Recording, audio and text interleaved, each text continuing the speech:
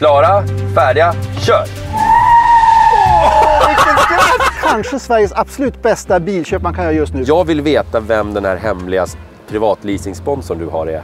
En privatleasing syns inte på din UC. Köpa andra saker istället. Som till exempel en båt, champagne eller en annan bil också. Fladder. 7 mils garanti, 16 000 mil. 7 mils garanti. 7 år! Oj, vad den spinner du. Ja, den här kommer inte överraska.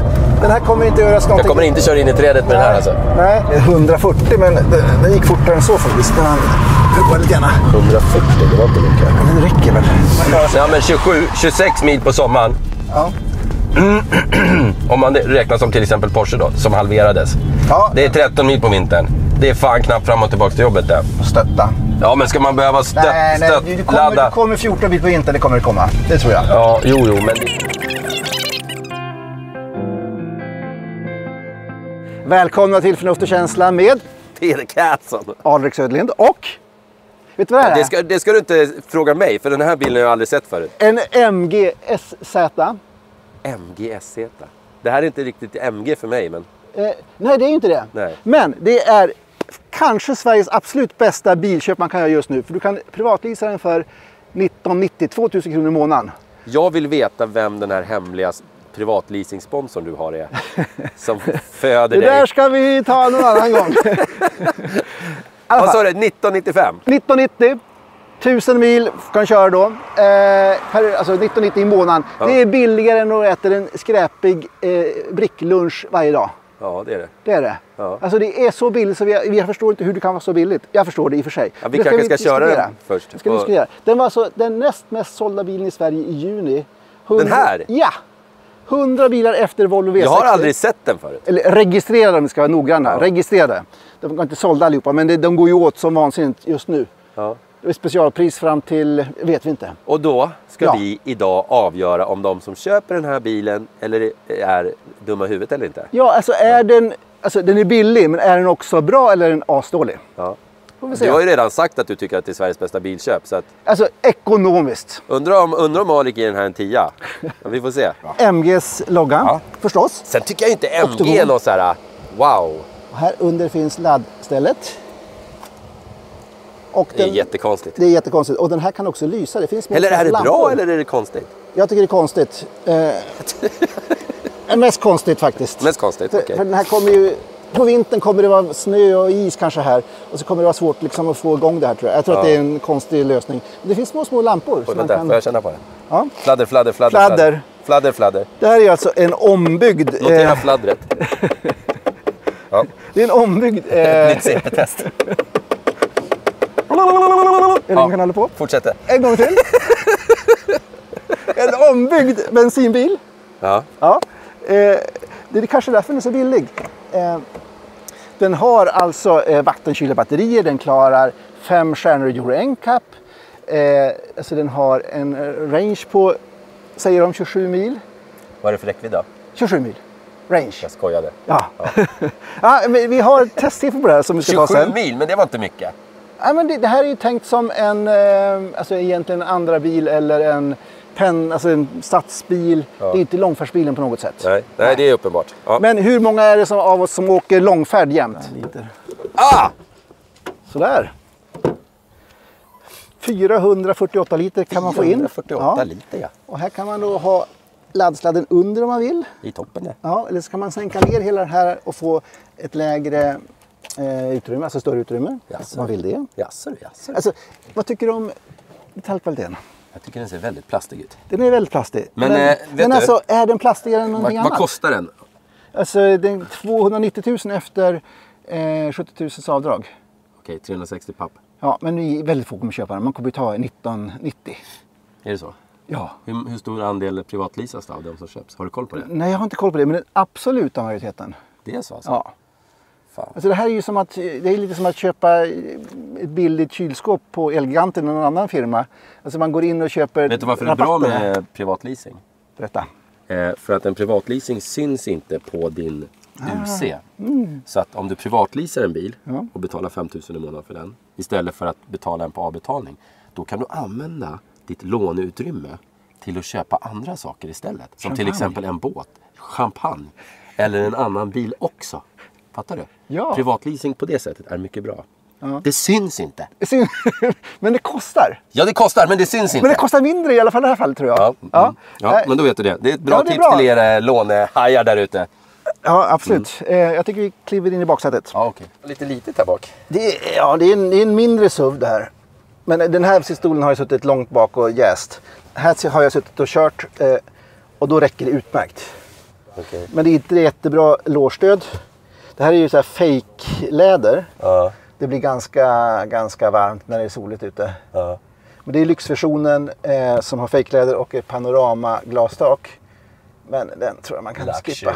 Hur mycket mer kostar den då? Kostar den här 260 000? 290. Eller 290 peps? Yes. Är det ett lyxpackage för 30 per Ungefär så. Ah, okay. Ja. Hur mycket extra kostar det på leasingen då? Hörru? Var det typ 300 kronor, jag kan kolla. Oj. Ja. Det var inte farligt. Ja, det var. Nej. Och sen så kan man köpa till för 150 kronor i månaden. Då kan man köra 1500 mil på ett år. Oj. Nu. Alltså, har du råd med det? Nu börjar poletterna 150 spänn extra råd med det i månaden? Nej. Det har jag faktiskt inte. Jag förstår det. Jag bokade min städning hemma igår. Jag har inte råd med den längre. Barnen får städa. Är det så? Ja. 7 mils garanti, 16 000 mil. 7 mils garanti. 7 år. Det är 7 mils garanti. 7 års garanti. Dr. Baltasar. Ja, så det är bra också. Det är en bra garanti på bilen. Ja, det var tur att du rättade det där. Ja, 7 mil. 7 mil hade ju varit. Då hade man förstått priset mer. 7 års garanti. Ja, men det är bra. Framsätet, vad känner du här? Jag känner... jag har ju hamnat i någon form av situation att min son snart ska få körkort. Och därför så har ju de här typen av bilar nu helt plötsligt blivit något som jag eventuellt måste köpa. Ja, just det. Så att, eller inte köpa. Privatlisa. Ja. Nej, men förstår du? Så att nu helt plötsligt så är det här på riktigt för mig. Ja. Så jag måste liksom vara lite mer noggrann än vad jag brukar. Jag brukar lämna över det till dig lite grann. Alltså, men interiören känns ju, alltså designen tycker jag är helt okej. Det är helt okej. Det finns ju allt man behöver, alla möjliga såna här körhjälpssystem. Men samtidigt så de är inte så jättebra. Alltså de är lite sämre än mycket annat. Den här navigationen eller infotainment är väldigt långsamt. Ja. Och den navigerar inte, liksom, lägger upp en rutt för hur man ska köra, om man ska köra långt med att ladda och så vidare. Men den har Apple CarPlay. Jag hatar Apple CarPlay. Det är bara för att du har svårt att visa vad du har på din... Men du måste koppla in via sladd då, det är lite stökigt. Ja, okay. Men alltså, Porsche har ju inte ens Apple CarPlay som standard på sina bilar. Finns det någon laddning här? Jag ser varken laddning eller uttag. Du får ju uttag. Ja. Det är lite gammalt. Sen så har vi lite olika körprogram, ES och så vidare. Du kör AM här. Har de börjat sänd på det bandet igen? Eller? Det är nog inte jag som har gjort det här. Och så kan man ställa in regenereringen i 3 lägen. Och det är ganska bra enpetalsläge på den. Så den bromsar ganska mycket. Ja. Men det finns alltså... Allting finns. Det som... Detaljkvaliteten tycker jag känns helt okej. Den är bättre än en 5 år gammal Golf. Ja. Och det kommer vara billigare. 2 bra mugghållare kan jag konstatera. Ja. Det kommer vara billigare att ha den här än en 5 år gammal Golf. Ja, säkert. Ja, det är fantastiskt konstigt. Ja. Här ser det ju ut som en gammal Volvo. Jättemycket utrymme, men inte en V20 här. Den står och fläktar och grejer. Det finns ju ingen front. Det här är alltså som synes en vanlig bensinbil som har konverterats till el. Men den funkar ju bra som en elbil också. Men man vill inte titta ner och tycka att det är ingenting kul att se på. Det kan vi inte påstå. Men batterierna är vätskekylda. Allting verkar fungera. Navigering här, trycker vi in på knappen här. Ska vi se. Läser in navigation. Alltså hela det här systemet jobbar väldigt långsamt. Det känns inte modernt. Det känns som att den saknar minneskapacitet eller någonting annat. Så att man kommer inte använda det här, tror jag. Man kommer stoppa in sin mobiltelefon och använda den navigationen man har där. Eftersom det här ändå inte hjälper till att lägga upp en hel rutt som en modern elbil gör. Den här bilen är ju inte en sån här långfärds elbil, utan det är ju en bil som man åker runt kortare sträckor. Man vet vad man ska ladda förmodligen. Och så här är vi hemknappen. Så. Fordon har vi här. Då kan man ställa in se det går långsamt. Så det gäller att inte ha bråttom när man ska göra saker. Och när man ska skriva in navigationsadressen, väldigt långsamma tryck. Men den har alla möjliga fina säkerhetssystem och filhållning och så vidare. Fast de inte är så bra avancerade kanske som de flesta. Eller många andra. Men det fungerar. Här, man får ställa in temperaturen själv. Man ser där om det blir kallt eller varmt. Men till och med den här går lite långsamt i reaktionerna. Men vad tusan, det är en billig bil. Bra. Så har vi den här. Till bratan, ja. Här finns det då den där lilla... Först och främst kan vi se, vi kan ställa in E och sport och vanligt läge då. Och sen kan vi ställa in hur mycket den ska regenerera. Enbetalsläget funkar väldigt bra. Sen kan vi se, här ska vi se om den vaknar till liv. Och så kan vi titta, det finns alltså lite olika inställningssaker här. Och här finns också en liten mätare som visar hur mycket motorn jobbar. Det är väldigt ovanligt. Jag vet inte vad man ska mer till, men lite knasigt där. Men som sagt, det är färddator, allt möjligt. Filhållning och så vidare. Luxury-paketet ingår då det här panoramaglastaket som går att öppna. Det är lite fint. Och de här stolarna som fake-läder kostar 20 000 kronor extra. Alltså det är inte riktigt värt det. De här stolarna blir väldigt varma på sommaren. Alltså priset den här är 339,9 minus 7000, alltså 269,9. Så det är ju... Alltså 269,9. Ja, och det får du en helt ny bil för. Det är inte dåligt. Och det här luxury-paketet 359, 20 000 extra kostar det. Ja. Mm. Men de som köper den här bilen, de är lite snåla eller ekonomiska av sig. Så de flesta vill inte ha det här luxury. Ja, så är det. Människor. Det här bilköpet handlar ju om att wow, det här är billigt, nu slår vi till. Det är den triggern. Ja, men man kan väl unna sig någonting här i livet. 150 spänn extra i månaden för lite lullull. Vad fan. Ja, sen så är ät liksom 150 spänn i månaden. Det är ju, alltså, det är 5 spänn om dagen typ. Ja, det är nudelpaket. Den matten kan vara fel. Jag bara... Ett nudelpaket ungefär. Typ. Eller hur? Ja, det kostar väl 5 spänn. Ja, faktiskt. Ja. Jag vill genast säga att det känns att man sitter i en billig bil. Hur? Det känns små vibrationer.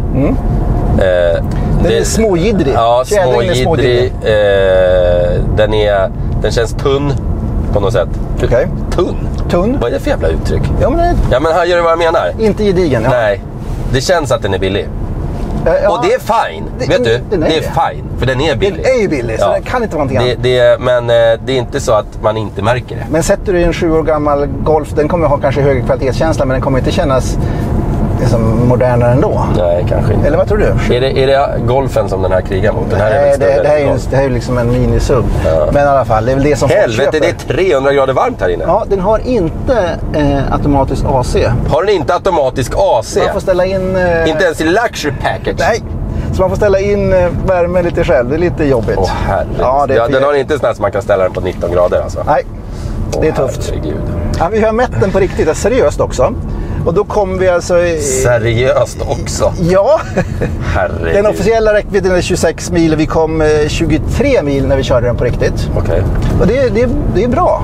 Så den är energisnål. Den är faktiskt lite energisnålare än ID3 när vi har mätt upp den i 120 km/h.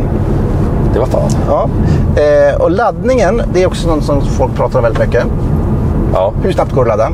Och 10-80% gick på 36 minuter. Alltså det är ungefär som i Volkswagen-bilarna. Ja, men då går bara den här 27. Ja, absolut. Så då är per definition den här laddningen långsammare. För 10-80% är mindre på den här än på de flesta andra bilar. Fattar du vad jag menar? Det förstår jag absolut. Det förstår jag. Så därför är den långsammare.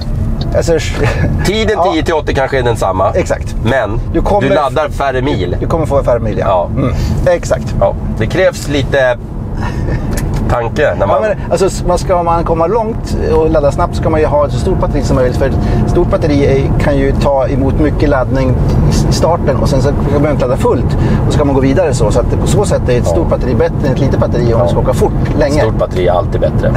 Det väger mer och kostar mera. Det är för jävligt kan jag tycka att man säger att det är så otroligt billigt med en bil som kostar 360 000 spänn. Ja. Eller, alltså förstår du vad jag menar? Ja. För det är fortfarande jättemycket pengar.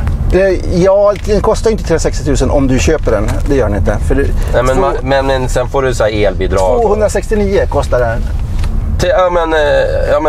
Efter hur mycket är bidragen då på? 70 000. Ja, 310 000. Va? 360. 330 000 då? Jag sa fel. Ja. 330 000. 340 000 minus 70, 269. Det är liksom, det senast jag hade tjänstebil så var det liksom, det var max man fick handla tjänstebil för. Det var runt 300 000. Och nu bara, det är den billigaste bilen som finns. Alltså, förstår du vad jag menar? Ja, jag förstår precis vad du menar. Då var det en V70 liksom, en bra kittad V70. Ja. MG har liksom aldrig fastnat på min radar riktigt. Det är inte din typ av bil. Nej, inte riktigt. Nej. Och de hade ju en väldigt brokig jag tror man ska vara jävligt entusiastisk om man ska liksom, det ska man ha. Det ska man ha. Då ska man vara så här analt märkesbögig. Man gillar just MG och det finns ju folk som älskar MG för de är ju liksom lätta och basic, men det är lite skoj. Tror du gamla MG-ligan kommer köpa den här för att det är en MG? Eller kommer de sälja sina gamla MGs nu för att MG har sålt ut sig?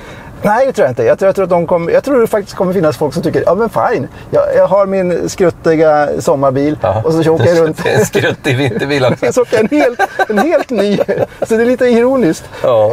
MG och så de hade ju Lucas och så. Och det var, man säger Lucas, de uppfann mörkret. Alltså de var ju den sämsta eldragningen. Alltså bilarna var kända för att ha dåliga elsystem. Uppfann mörkret. Ja, det sägs så. Så MG var ju kända för sitt dåliga elsystem och nu kommer man alltså med elbilar. Och det är skojigt. Ja. Och det får ju en kanske tvivla på om man ska slå till. MG säger att de ska förse världen nu med elbilar i stor mängd. Men så här också, det här ska man också tänka på nu då. Eller, jag blir nyfiken nu. Nu tänker jag väldigt förnuftigt här. Gör det. Om man tänker sig Tesla till exempel, de har mycket reklamationer. De har ju också bra garantier, det är inget fel på de garantierna. Men en garanti spelar ju ingen roll om inte det finns ett servicenätverk som kan ta hand om bilen. Nej. Och där har ju Tesla haft problem. Det har varit jävligt långa köer. Har MG ens någon som servar skiten? Det är ju Hedin Bil som tar in dem. Ja, Hedin Bil, och de har ju några ställen här. De har några ställen. Ja. Sen vet man inte hur många ställen som kommer serva just MG, men det... Nej, men man får väl hoppas att alla gör det då. Det har jag ingen aning om, men det kanske de gör. Ja.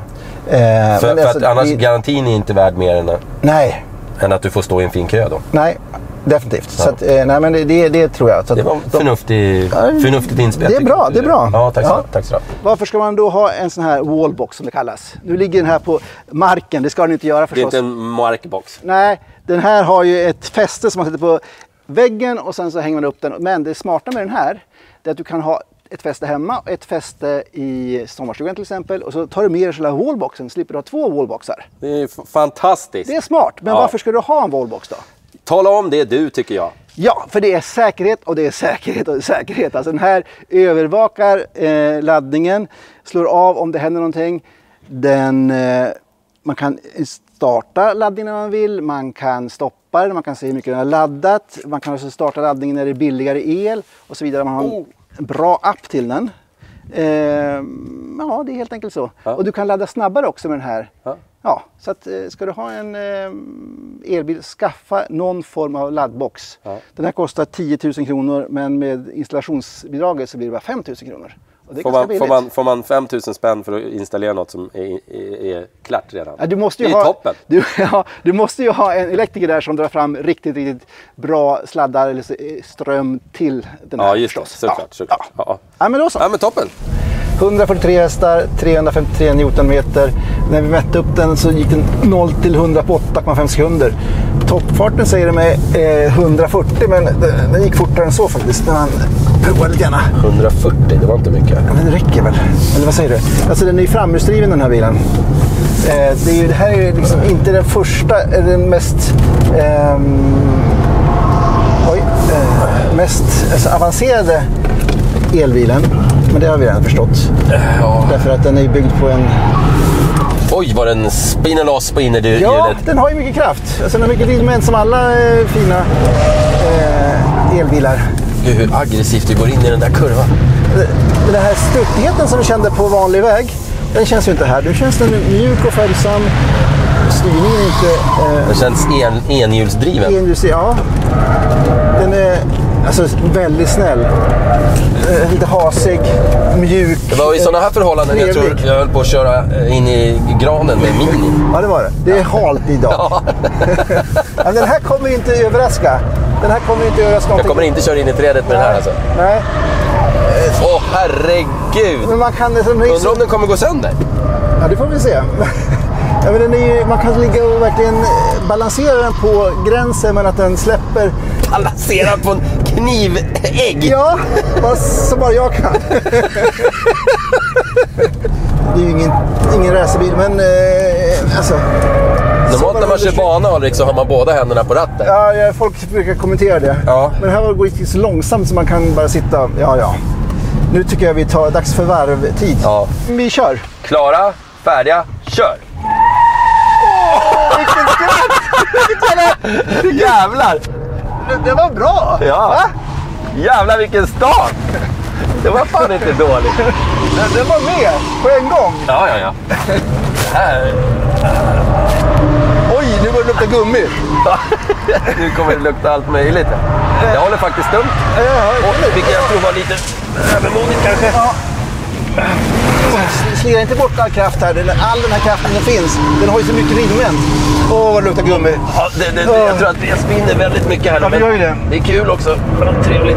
Det är trevligt. Men den svänger in fan bättre än det mesta. Ja, den svänger in bra. Så väghållningen kan man inte... Där känner jag att ABS jobbar. Vet du, den här är mer riktningsbra än många andra bilar. Klara, vad är det jag kör?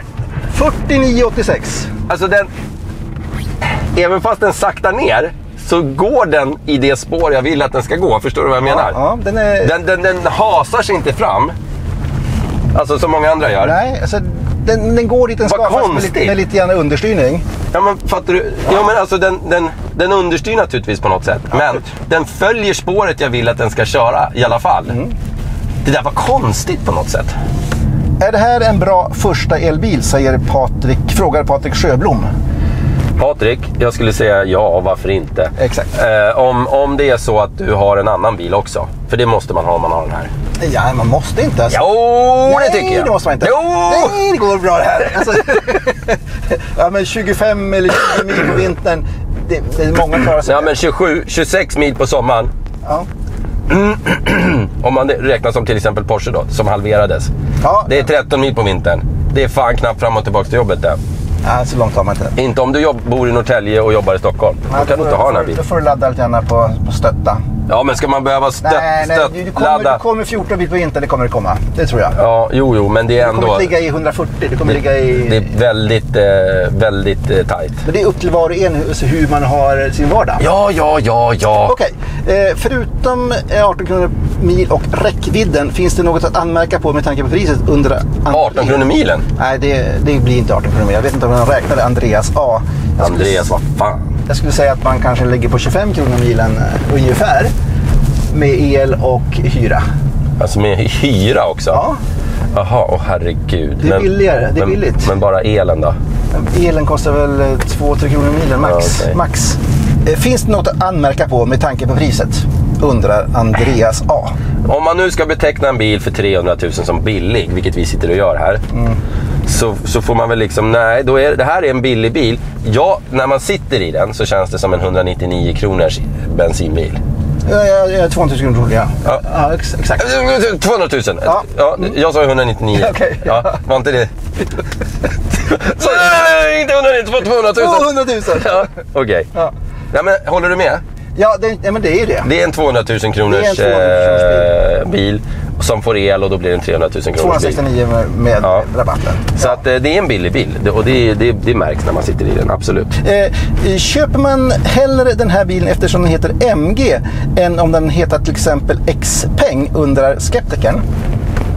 Alltså varumärke betyder någonting, det är ingen snack om den saken. Att om det är ett varumärke som folk känner igen så har man en större sannolikhet att köpa det. Det tror jag är helt övertygad om. Om han drog ju något kinesiskt förslag där. Ja. Så det får jag nog svara ja på.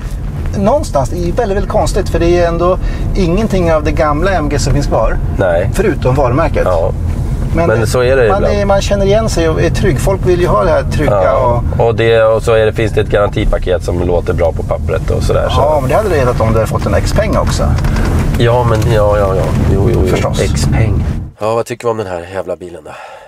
För pengarna är den riktigt, riktigt bra. Det som är dåligt med den här, det är infotainmentsystemet. Jag tycker det är så sjukt att den billigaste bilen helt plötsligt är 300 000. Alltså det är dyrt, det är mycket pengar ändå. Ska du säga det? Nej men alltså det är så här, man får ju en knäpp ibland, 300 000. Ja men det är jättemycket pengar. Ja. Men 1990, det är det vi måste prata om. Ja, 1990 pratar vi om. Det är billigt. Det är skitbilligt. Navigationen är konstig, den är inte så speciellt komfortabel på vanlig väg. Men alltså och det luktar lite plast i den här. Vet du vad den här lilla Honda-jäveln kostar? Den är ju 3,9 tror jag som... Oj! I privatleasing. Jaha, jag glömde den. Och den har inte bättre räckvidd heller. Ja, okej. Alltså det här är ju inte bilen man älskar. Nej. Men det är bilen som man kan åka runt i. Ja. Det är verkligen en bil som man kan åka runt i. Ja. Det är verkligen ingen som helst känslo. Det tänds inte en känslolampa. Nej, det är så. I den här bilen. Jag håller med om det. Och jag tror inte, det ville de inte heller. Nej. De vill göra en massbil för folket här nu. Och det har de gjort. Ja. Betyg. Känslomässigt betyg på den här, det blir inte högt. Nej. Det är helt orimligt. Ja, det är klart det inte blir. Men jag tänker i alla fall ge den en 2. Okay. Men jag kan inte ge den högre. Jag får inte, det pirrar inte till någonstans i kroppen när jag kör den. Sen fattar jag att massor man följer. Och till och med jag kanske kommer köpa en till min son. Men känslomässigt absolut stendött. Jag tror känslomässigt är det bättre än att köra en gammal bil som man måste hålla på att serva och reparera. Så att, ja, men det är inte känsla, det är förnuftigt också. Ja, men det finns en känsla också att ha en bil som heter, här som är ny. Ja. Och jag kommer inte behöva betala en krona på reparation. Nej, det är en god känsla. Det var därför den fick en 2 istället det var en för en god känsla. Ja. Nej, och jag tycker verkligen inte det är något fel på bilen.